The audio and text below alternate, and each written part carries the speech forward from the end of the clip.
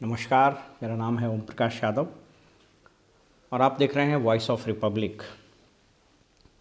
आज हम 12 Purnia parliamentary constituency के संबंध में एक ओवरऑल बात करेंगे। इसके डेमोग्राफी, इसमें जो कैंडिडेट्स खड़े हैं वो, और जो सिटिंग एमपी हैं उनके संबंध में। हमारे सामने इन तीनों कैंडिडेट्स के एफिडेविट्स मौजूद हैं जो चुनाव आयोग से में अपलोड है। मतलब जब इन्होंने नॉमिनेशन फाइल किया होगा तो इनका अपलोड है, वो हमारे सामने है, उस पर भी हम लोग बात करेंगे और कुछ बेसिक बातें करेंगे। जहाँ तक पूर्णिया लोकसभा क्षेत्र का प्रश्न है, कुछ बेसिक जानकारी आप ये लिख सकते हैं कि यहाँ 6 विधानसभा के क्षेत्र हैं, जिसमें कस्बा, बनमनखी, रुपौली, धमदाहा, पूर्णिया, इतने पूर्णिया डिस्ट्रिक्ट में पड़ते हैं और एक कोढ़ा है जो कटिहार ज़िला में पड़ते हैं। मोटे तौर पर यहाँ जो कॉन्फ़िगरेशन है कास्ट का, उसमें मुस्लिम 23% से थोड़ा सा ज़्यादा यहाँ पर है। मंडल की अच्छी खासी आबादी है 9.4%, और यादवों की आबादी 6.8% है। इसके अलावा भी छिटपुट आबादी है, वो बहुत महत्वपूर्ण नहीं है। यह सीट महत्वपूर्ण क्यों हो गया है, इस चीज़ को थोड़ा समझें हम लोग। पूर्णिया फणीश्वर नाथ रेणु के लिए भी जाना जाता है। पूर्णिया सीमांचल की, कुछ लोग इसको राजधानी भी कहते हैं। स्ट्रेटजिकली बहुत ही इम्पॉर्टेंट जगह पर लोकेटेड है। गेटवे ऑफ बंगाल भी कहा जाता है, और ये इसका सामरिक बड़ा महत्व है, व्यापार के दृष्टिकोण से, कम्युनिकेशन के दृष्टिकोण से और राजनीति के दृष्टिकोण से। यह सीट बहुत महत्वपूर्ण इसलिए हो गया कि जब इंडिया और एनडीए अलायंस के प्रत्याशियों का नाम घोषित होने वाला था, उस बीच में राजेश रंजन उर्फ पप्पू यादव, यह नाम किसी परिचय का मोहताज नहीं है। इनको राज्य, उस जिले और देश की भी जनता अलग अलग रूप में इनको देखती रही है, और हम लोगों ने इनका 3 रूप देखा है। पहला रूप, जब ये सांसद हुआ करते थे तो दिल्ली में इनका पूरा घर आम लोगों के लिए खुला हुआ था। सैकड़ों लोगों का खाना बनता रहता था, चाहे वो इलाज के लिए आए, चाहे पढ़ाई के लिए आए। इनका दरबार, इनका दिल हमेशा खुला रहता था। चुनाव हारने के बाद भी पटना में जब राजधानी में अप्रत्याशित रूप से कृत्रिम बाढ़ उसको कहिए, इसलिए कि जल निकासी का जो समस्या था उसको ठीक से एड्रेस नहीं किया था सरकार ने, उसके कारण जलमग्न हो गया था पूरा पटना। और स्थिति ये हो गई थी कि अगर आपको याद होगा, तत्कालीन उप मुख्यमंत्री सुशील कुमार मोदी जी बेबस होकर के भागे थे और उनको किसी तरह से बचाया गया। मुख्यमंत्री नीतीश कुमार जी को तो हिम्मत ही नहीं हुआ था कि घर से निकले। प्रशासनिक अधिकारी भी परेशान थे, किसी तरह से मदद पहुंचाने की बात हो रही थी। और उस दौर में हमने देखा है कि पप्पू यादव अकेले एकमात्र नेता थे जो न सिर्फ घर से निकले, अपितु उस पानी में, उस भयावह स्थिति में, कभी नाव से, कभी जेसीबी मशीन से, कभी अन्य साधनों से, ट्रैक्टर से जा करके न सिर्फ लोगों को इवैक्यूएट कर रहे थे, बल्कि खाना, दूध, दवाई, जिस तरीके से उन लोगों ने इन्होंने लोगों की मदद की, वो अपने आप में एक मिसाल है। तीसरा रूप हम लोगों ने देखा था कोविड के समय। मतलब ये कहना अतिशयोक्ति नहीं होगा कि कोरोना, खास करके सेकेंड वेव में, अन्य राज्यों की तरह बिहार भी और बिहार के अन्य ज़िलों की तरह पटना भी बिल्कुल, जिसको अंग्रेजी में कहा जाता है, it has come to a grinding halt, पूरा थम सा गया था। सड़कें वीरान, डर से कोई नहीं निकल रहा था, सबको अपनी जान की परवाह थी। और उस स्थिति में पप्पू यादव जी को हम लोगों ने देखा है कि अपने जान की बाजी लगाकर, अपने जान की परवाह किए बगैर इस व्यक्ति ने न जाने कितने रोगियों को, न जाने कितने लोगों को मदद पहुंचाई होगी, न जाने कितने लावारिस लाश को इन्होंने दाह संस्कार और दफनाया होगा। एक बार इनके घर, जो पटना में एक फ्लैट है, वहाँ मुझको जाने का किसी मदद के सिलसिले में मौका लगा। मैंने देखा कि हज़ारों लोगों का खाना बन रहा था और निरंतर लोग मदद पहुंचा रहे थे। इसलिए यह पूर्णिया सीट बड़ा महत्वपूर्ण हो गया। इसके बाद चुनाव हुए और खैर वो बात, विधानसभा के चुनाव में ये जीत नहीं पाए।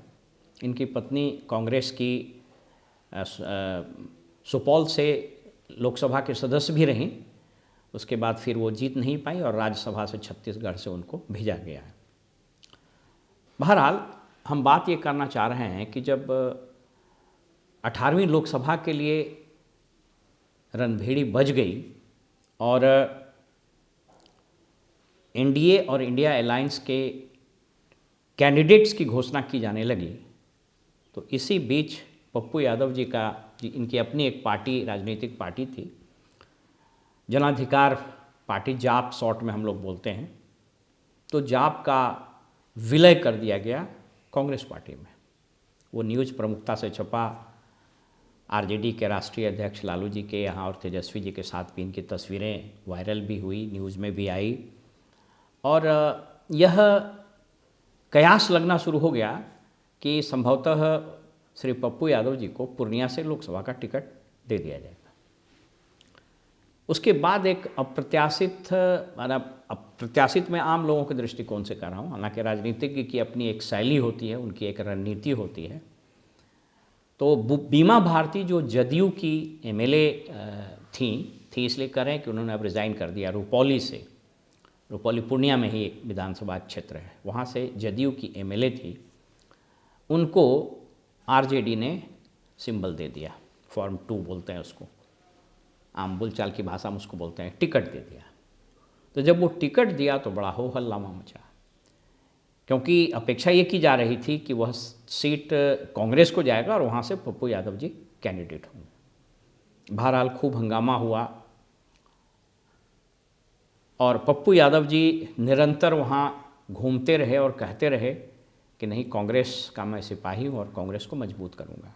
हालांकि हम लोगों ने अनौपचारिक रूप से जाप के कुछ लोगों से बात भी की, उनके कुछ सिंपैथाइजर से भी बात की, तो उन लोगों का कहना था कि एक राजनीतिक भूल हुई है, उनको पार्टी मर्ज नहीं करना चाहिए। तो बहरहाल वो एक अलग इशू है। वो लगातार कहते रहे और ऐसा लगा कि हो सकता है कि कोई फ्रेंडली फाइट हो जाए, बट वैसा हुआ नहीं। नामांकन इन्होंने निर्दलीय के रूप में किया। नामांकन नाम वापस लेने की जो तिथि होती है, उस दिन भी दिन भर मीडिया में एक कयास लगता रहा और लोग कहते रहे कि आज पप्पू यादव जी नाम वापस लेने की, बट वैसा हुआ नहीं। और अंततोगत्वा अब जो 26 अप्रैल को चुनाव होगा उसमें पप्पू यादव जी निर्दलीय प्रत्याशी के रूप में वहाँ से चुनाव लड़ेंगे। कांग्रेस के प्रदेश अध्यक्ष का भी बयान आया कि वे तो फॉर्मली कांग्रेस को ज्वाइन भी नहीं किया, हालांकि ये सब राजनीतिक बयानबाजी है। वो क्या हुआ, क्यों ऐसा हुआ, उस पर आज हम लोग बात नहीं करेंगे कि ऐसा क्यों हुआ। अभी हम लोग सिर्फ एक जनरल बात करते हैं। जो अभी सांसद हैं वहाँ से, उनका नाम है संतोष कुमार। हालांकि आजकल सब लोग अपने नाम के आगे टाइटल लगाना नहीं भूलते हैं, तो अब संतोष कुमार कुशवाहा उनको लोग जानता है, लेकिन उनका जो ऑफिशियल नेम है वो संतोष कुमार है। इनके प्रोफाइल के बारे में बता दें, इनका दूसरा टर्म है ये एमपी के रूप में पूर्णिया से। इसके पहले उन्होंने पप्पू सिंह, उदय सिंह जो इंडियन नेशनल कांग्रेस के थे, उनको हरा के आया। ये इंटर हायर सेकेंडरी पास हैं और जो जानकारी उपलब्ध है इनके विषय में, कोई बहुत ही मतलब तेज़ तर्रार एमपी के रूप में यह स्थापित कर पाए हों, ऐसी कोई बात नहीं रही। और हम लोगों ने 5 साल में देखा कि कोई ऐसी उल्लेखनीय उपलब्धि भी नहीं है जो इनके खाते में जा सकती है। जो बेसिक जानकारी इनकी उपलब्ध है उसके अनुसार इनकी संसद में उपस्थिति 81% रही, जो कि एवरेज उपस्थिति है।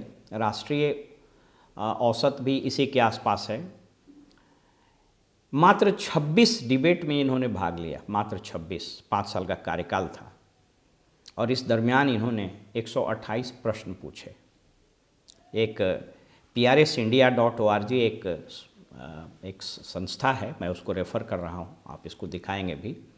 तो आप सोच लीजिए कि अमूमन एक सत्र में एक साल में 3 सत्र होते हैं, तो उस हिसाब से अगर आप जोड़ लीजिए तो 188 का मतलब हुआ कि एवरेज इन्होंने कितना ये किया होगा, कितना प्रश्न पूछा होगा। तो ये ट्रैक रिकॉर्ड कोई बहुत अच्छा नहीं है। ये तकरीबन 8 प्रश्न एक सत्र में इन्होंने पूछा। प्राइवेट मेंबर्स बिल एक बहुत अच्छी एक इंडिकेटर होता है कि मेंबर्स प्राइवेट मेंबर्स बिल लाएं, इसमें भी इनकी 0 उपस्थिति है। तो एवरेज मतलब अगर इनके पूरे परफॉर्मेंस को देखें तो कोई बहुत अच्छा ट्रैक रिकॉर्ड एटलीस्ट जो आंकड़े उपलब्ध है उस हिसाब से नहीं आता है। इनके एफिडेविट देखने से जो आप देखेंगे वेबसाइट पर उपलब्ध है, बाकी सारी चीज़ें तो बिल्कुल सामान्य है। कोई क्रिमिनल बहुत सीरियस ग्रीवियस ऑफेंस में कोई इन पर कोई मुकदमे ऐसे दर्ज नहीं है। वैसे धन अर्जन में ठीक ठाक हैं। इनका कोई राम सखी इंटरप्राइजेज प्राइवेट लिमिटेड के नाम से इनका एक कारोबार भी चलता है, कंपनी भी है, और राम सखी फ्यूल के नाम से इनके पास पेट्रोल पंप है जो इनका बता रहा है एफिडेविट। और अच्छी खासी धनराशि मूवेबल इमूवेबल एसेट में भी है, कृषि योग्य भूमि भी इनके पास अच्छा है, और धन संपत्ति के मामले में ठीक ठाक है ये। दूसरा एफिडेविट बीमा भारती जी का है, वो इंटर पास बताई गई हैं, और इनके ऊपर मुकदमे बहुत हैं। मतलब अगर आप इनके एफिडेविट को देखिएगा तो पाइएगा कि केसेस जो पेंडिंग, एफिडेविट में 2 तरह की चीज़ें होती हैं। एक पेंडिंग केसेस, इसमें रुपौली थाना में 2-3 केस है। इसके अलावा और बहुत सारे मॉडल कोड ऑफ कंडक्ट का तो बिल्कुल नॉर्मल सा होता है, और कन्विक्शन इन पर नहीं हुआ है। ये एफिडेविट जो बता रहा है, केसेज हैं लेकिन कन्विक्शन नहीं हुआ है। पप्पू यादव जी के एफिडेविट को जब देखेंगे तो ये ग्रेजुएट हैं BN मंडल यूनिवर्सिटी से, रहने वाले पूर्णिया के ही हैं, जो एड्रेस इनका दिया हुआ है। प्रॉपर्टी के बहुत डिटेल्स इसमें दिए हुए हैं, इसको आप देख सकते हैं। एक मामले में इनको 1 वर्ष और 6 महीने का कारावास हुआ है। यह जो एफिडेविट बता रहा है उसके अनुसार फतुहा ताने का कोई कांड है। तो आप 2 वर्ष से ऊपर होता है तो वो डिस्क्वालिफिकेशन होता है। तो ये मोटे तौर पर एक ये है। एक और कॉन्फ़िगरेशन बता दें, यहाँ अगर आप इसको ज़रूर देखना चाहिएगा। यहाँ पर इस कॉन्स्टिट्यूएंसी में जैसा मैंने बताया कि मुस्लिम की आबादी बहुत अच्छी खासी है, 23.3% है। 6 कॉन्स्टिट्यूएंसी है विधानसभा का, जिसमें कस्बा में कांग्रेस है, बनमनखी में बीजेपी है, रुपौली में जदयू थी, अब छोड़ दिया उन्होंने। धमदाहा में विलेसी सिंह इनकी प्रतिद्वंदी है बीमा भारती की। पूर्णिया में विजय कुमार खेमका बीजेपी, कोढ़ा में भी बीजेपी, जो कटिहार जिले में पड़ता है। यादवों की आबादी 6.8% मैंने बताया, और मंडल की आबादी 9.4, लगभग 10% के आसपास आबादी है जहाँ से जो बीमा भारती जो लड़ती हैं। ये एक ओवरऑल जानकारी मैंने दी। अब प्रश्न यहाँ पर 2-3 बड़े महत्वपूर्ण हैं कि इस महत्वपूर्ण सीट पर जो चुनावी मुकाबला होगा वो कैसा होगा। स्वाभाविक रूप से अब ये बिल्कुल जिसको बोलते हैं कि इसमें अब कोई संदेह नहीं है कि त्रिकोणीय मुकाबला होगा। हम लोग लाख बात करें, लेकिन पार्लियामेंट के चुनाव में भी मुख्य रूप से 3 कारक बड़े महत्वपूर्ण होते हैं। एक, जैसा मैंने अपने पिछले एपिसोड्स में भी बताया था कि प्रधानमंत्री का चेहरा, मोदी की गारंटी, तो स्वाभाविक रूप से वहाँ भी प्रचार में इन्हीं बातों को कहा जा रहा है। तो एक तो मुद्दा होता है कि राष्ट्रीय स्तर पर कौन प्राइम मिनिस्टरियल कैंडिडेट है, तो ये मुद्दा गाहे बगाहे हो ही जाता है। दूसरा फैक्टर होता है वहाँ के लोकल इशू, क्या नैरेटिव सेट हो रहे हैं। अब और तीसरा कारक होता है कास्ट फैक्टर। इसमें 2-3 चीज़ बड़े महत्वपूर्ण हैं जिसको समझना चाहिए। बीमा भारती जी के पक्ष और विपक्ष में क्या बात जाता है। आपको बताते चलें कि बीमा भारती इसके पहले आरजेडी में भी रही हैं, आरजेडी से एमएलए रही, आरजेडी से मिनिस्टर भी रही। तो अक्सर ये देखा जाता है कि पार्टी छोड़ करके गया, फिर पार्टी छोड़ करके आप पहले आरजेडी में थी, फिर आई, फिर गई। तो ये आप माने न माने, पब्लिक परसेप्शन इसके बारे में बहुत अच्छा नहीं होता है। और हमने अपने इतने दिनों के करियर में देखा है, कई एक अच्छे नेताओं को देखा हमने कि जिन्होंने इतनी पलटी मारी कि उनकी क्रेडिबिलिटी खराब हो गई। तो एक फैक्टर ये काम करता है। लेकिन दूसरा इसमें जो बड़ा महत्वपूर्ण फैक्टर है कि वहाँ के कुछ लोगों से जब हम लोग बात कर रहे थे, वैसे हम लोग फील्ड में जा कर के भी इस सीट का बहुत अच्छे से सर्वेक्षण करेंगे। लेसी सिंह और बीमा भारती के बीच जो दुश्मनी है वो जग जाहिर है। दोनों के बीच जिसको बोलते हैं 36 का रिश्ता है। अब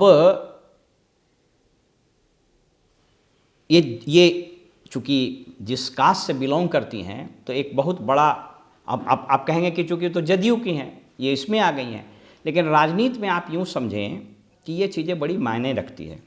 दूसरी चीज़, यहाँ जो मैंने कहा कि मुस्लिम की आबादी परंपरागत रूप से, आज मेरी एक बिहार के एक बहुत ही सीनियर आईपीएस ऑफिसर से बात हो रही थी, उनका नाम लेना उचित नहीं होगा, फिर उन चीज़ों को हम लोगों ने भी सब्सटैंशिएट किया। मुस्लिम आबादी या मुस्लिम लीडरशिप नेशनल लेवल पर उन लोगों का एक समझ बना है और कई एक स्तर पर उन लोगों ने अपनी मीटिंग की है। और जो राजनीतिक हलकों में और प्रशासनिक विषय को समझते हैं, मुस्लिम पॉलिटिक्स को भी जो समझते हैं, अब ये बात बिल्कुल स्पष्ट है कि मुस्लिमों में यह समझ है कि हम लोगों को बीजेपी या एनडीए को हराना है, तो इसके लिए हम लोग उसको वोट दें जिसकी विनेबिलिटी ज़्यादा है। आप इसको यूँ समझें कि अगर ऐसा नहीं होता तो पूर्णिया से एमआईएम का कैंडिडेट क्यों विड्रॉ किया जाता है। इसका मतलब है कि एक सहमति बन रही है कि हम लोगों को उसको वोट देना है जो एनडीए गठबंधन को या बीजेपी को, तो चूँकि यहाँ जदयू खड़ा है तो उसको हराया जा सके। तो प्रश्न ये है कि इसका मतलब बीमा भारती और पप्पू यादव जी में, दोनों में जिसकी विनेबिलिटी ज़्यादा रहेगी, मुस्लिम कैंडिडेट्स, मुस्लिम वोटर्स का स्वाभाविक रूप से रुझान वहाँ रहेगा। यह एक फैक्टर हुआ। दूसरा फैक्टर कि पप्पू यादव का पर्सनालिटी, पप्पू यादव के व्यक्तित्व पर कभी अगर आप बात करें तो उसको हम लोग बोलते हैं कि he is a very hard working, hard core and very emotional political personality, जो बहुत मेहनत करते हैं पर्सनल लेवल पर भी और रिसोर्सेज मोबिलाइज करके भी। लेकिन उनकी सबसे बड़ी समस्या ये है कि वो ऑर्गेनाइजेशन को लीड करने की जो कैपेसिटी होती है वो कई बार वो मिसिंग है। इसीलिए लोग कहते हैं कि पप्पू यादव किसी का नेतृत्व स्वीकार कर ले, यह बड़ा मुश्किल है, और कदाचित इसीलिए वो किसी पार्टी में टिक भी नहीं पाए। और ऐसा अक्सर होता है, कई बार हम लोगों ने देखा है, और कई बार जब आप समाजवादियों से बात कीजिएगा तो पाइएगा कि समाजवादियों की एक फितरत है, समाजवादी बहुत दिन तक अलग नहीं रह सकेंगे और बहुत दिन तक साथ भी नहीं रह सकेंगे, तो उनमें हमेशा झगड़ा चलते रहता है।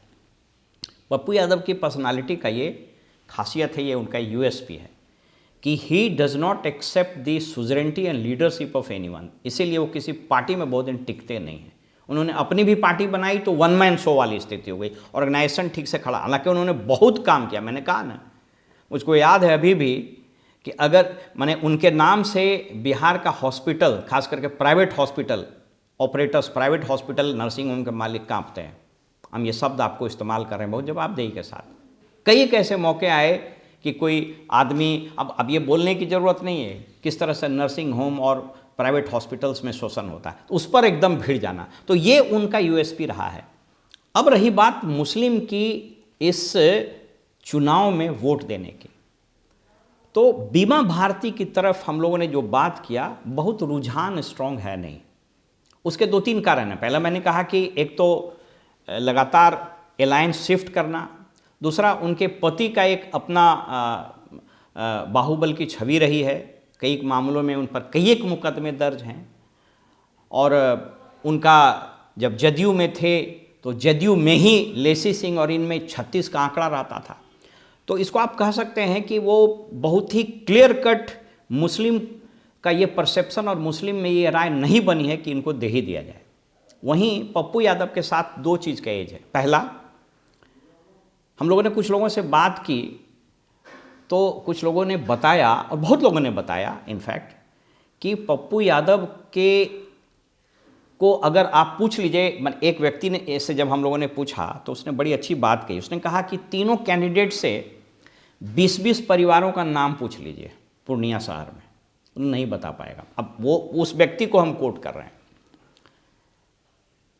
वहाँ पर उस इलाके में लोगों का कहना था कि रात में 12 बजे 1 बजे जब कभी भी पप्पू यादव को आप आवाज़ दे दीजिए तो वो व्यक्ति हाजिर हो जाता है, और इस बात को स्वीकार करने के पर्याप्त आधार भी हैं। मतलब वो आदमी हर वक्त हर आदमी के साथ खड़ा दिखते हैं।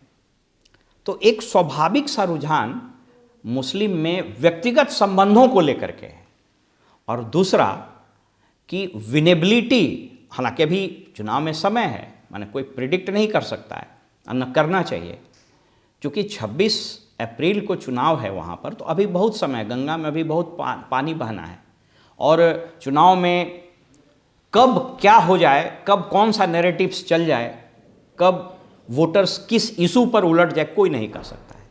लेकिन जो हम लोगों ने बात की है, हम लोगों ने घूमकर चीज़ों को देखा है, आप ये कह सकते हैं कि ट्रायंगुलर त्रिकोणीय मुकाबला तो होगा, लेकिन मुस्लिम का रुझान यदि जैसा लग रहा है पप्पू यादव की तरफ हुआ तो परिणाम बड़े आश्चर्यजनक और चौंकाने वाले होंगे।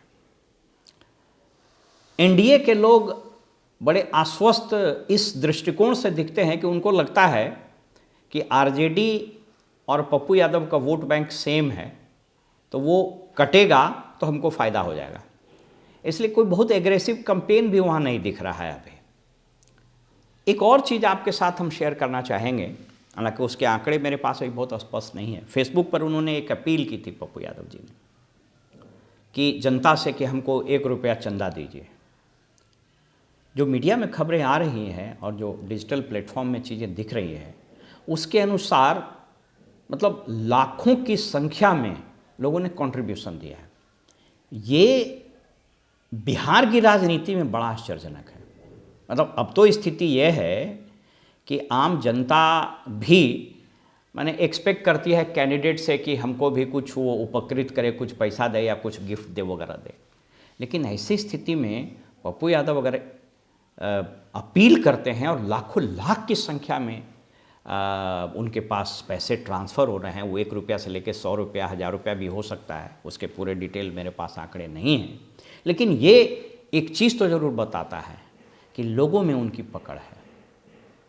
तो आप यूँ समझें कि 26% मुस्लिम और लगभग 10% यादव। अब यादव ट्रेडिशनल वोट करता है आरजेडी की तरफ, ये है, लेकिन अगर उसमें सेंधमारी हो जाए और अन्य जातियों में सेंधमारी हो जाए, कुछ न्यूट्रल वोट्स भी होते हैं। कुछ लोग तो यहाँ तक कहते हैं कि चूँकि अपर कास्ट का वोट भी ठीक ठाक है वहाँ, मतलब अच्छी खासी वोट है।